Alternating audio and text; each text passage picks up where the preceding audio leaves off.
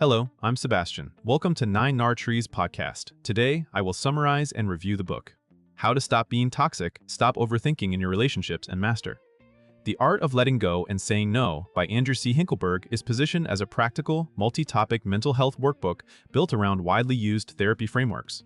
Framed as a 10-in-1 guide, it brings together skill sets often taught separately, such as cognitive behavioral techniques, dialectical behavior skills, acceptance-based strategies, and reflective prompts associated with shadow work. The promise is not instant transformation, but structured practice, identifying unhelpful patterns, learning emotional regulation, communicating with clarity, and building boundaries that do not rely on guilt or people-pleasing. The book targets everyday relationship stressors like jealousy, defensiveness, conflict cycles, and intrusive what-if thoughts, while also addressing deeper drivers such as attachment wounds and childhood conditioning.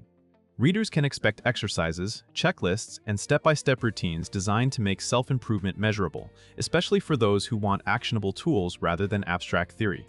I will give you key takeaways from this book. Firstly, recognizing toxic patterns without shame. A core theme of the book is learning to name toxic behaviors in a clear, non-dramatic way so they can be changed. Many people stay stuck because they define themselves as toxic rather than identifying specific actions such as controlling behavior, passive aggression, stonewalling, chronic criticism, or emotional dumping. A skills-based approach reframes the problem as learned coping strategies that once felt protective but now damage trust and closeness. The reader is guided to map triggers, common conflict sequences, and the payoffs of unhealthy reactions, such as getting short-term certainty, avoiding vulnerability, or gaining temporary power. From there, the work becomes practical. Track situations that reliably produce defensiveness, jealousy, or blame shifting, and notice early warning signals in the body and thoughts. This section also emphasizes accountability with self-compassion. Accountability means acknowledging impact, making repairs, and practicing alternatives. Self-compassion keeps the change process sustainable by reducing spirals of guilt and self-hatred that can lead to more reactivity. The overall takeaway is that behavior change starts with accurate self-awareness, a realistic view of progress, and a commitment to repair rather than perfection. Secondly, CBT tools to stop overthinking and relationship rumination. The book highlights overthinking as a pattern that can look like caring but often functions as anxiety management. In relationships, it shows up as replaying conversations, mind-reading, catastrophizing about breakups, scanning for signs of rejection, and seeking repeated reassurance. CBT-oriented methods aim to separate facts from interpretations and to challenge thinking traps that fuel emotional intensity. Readers are encouraged to write down the triggering event, the automatic thought, the emotion, and the behavior that followed, then test the thought for accuracy and usefulness. The work is not about forcing positive thinking, but about building balanced thinking that supports better choices. A key practice is cognitive reframing, generating multiple plausible explanations before reacting, and choosing responses that align with values rather than fear. Another focus is building tolerance for uncertainty, since many rumination loops are attempts to guarantee outcomes. Behavioral experiments are also relevant, such as delaying reassurance seeking, setting a time limit for analysis, or practicing direct communication instead of checking or testing a partner. Over time, these routines can reduce obsessive loops, improve emotional steadiness, and help the reader show up with more presence and less mental noise. Thirdly, DBT skills for emotional regulation and conflict. De-escalation, relationship conflict often escalates because emotions rise faster than skills. The book leans on DBT-style strategies that focus on stabilizing the nervous system and making responses more intentional. Practical skill categories include distress tolerance for moments when feelings spike, emotion regulation for long-term stability, and interpersonal effectiveness for clearer requests and boundaries. In tense moments, simple grounding routines and pause strategies create a buffer between impulse and action, reducing yelling, threats, or shutdown.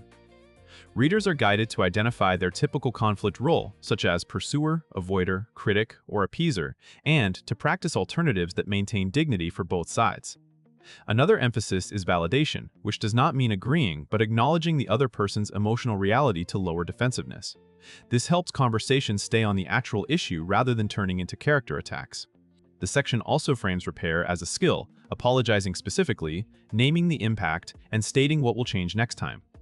By practicing these tools, the reader can build a sense of internal control, communicate under stress, and prevent recurring fights from becoming relationship-defining events. Fourthly, ACT and the art of letting go. Letting go is presented less as forgetting and more as changing the relationship to thoughts, feelings, and past events. ACT-aligned ideas encourage acceptance of internal experiences while committing to actions that reflect chosen values. Instead of battling every painful memory or intrusive thought, readers learn to notice thoughts as mental events that come and go. This reduces fusion, the state where a thought like "I am not enough" is treated as a fact that dictates behavior. The book also connects letting go to grief and control. Many people cling to resentment, old arguments, or imagined alternate endings because it provides a sense of certainty or moral superiority. Values clarification shifts the focus to what the reader wants to stand for in relationships, such as honesty, kindness, autonomy, or stability. From that values base, the reader can take small committed steps even when anxiety is present, like having a hard conversation, ending a draining dynamic, or stopping a checking habit. Letting go also includes releasing the need to win, to be understood instantly, or to control a partner's feelings. The outcome is increased psychological flexibility, which tends to improve resilience, intimacy, and decision-making. Lastly, shadow work, boundaries, and learning to say no beyond symptom management. The book points toward deeper pattern change by exploring shadow work and childhood influences. The idea is that hidden or disowned parts of the self can drive reactions, such as intense jealousy, avoidance of responsibility, people-pleasing, or fear of abandonment. Reflective prompts and exercises can help identify early beliefs like conflict is dangerous, love must be earned, or my needs do not matter. Once these drivers are visible, boundary work becomes more precise. Instead of vague promises to be less reactive, the reader can set concrete limits on time, communication style, privacy, and emotional labor. Learning to say no is framed as a skill that protects relationships by preventing resentment and burnout. The book emphasizes clarity and consistency. A boundary is not a threat, it is information about what you will do. It also encourages readers to anticipate guilt, pushback, and the urge to over-explain and to practice firm but respectful language. This topic connects internal healing with external behavior, showing how healthier self-concept supports healthier relationship choices and more stable self-respect.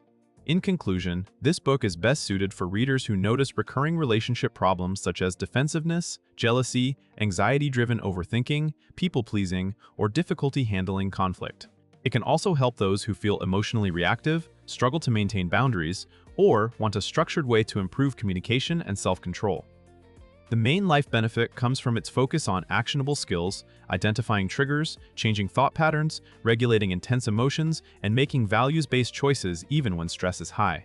When practiced consistently, these tools can reduce relationship drama, improve self-respect, and create more stable intimacy with partners, friends, and family. Compared with similar self-help titles that focus on inspiration or theory, the 10-in-1 positioning is valuable for readers who prefer an integrated toolkit rather than buying separate books for CBT, DBT, ACT, boundaries, and inner work.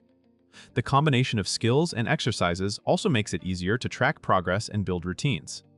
For buyers who want practical prompts, repeatable techniques, and a broad set of methods aimed at real-life behavior change, it offers strong value for the time and cost.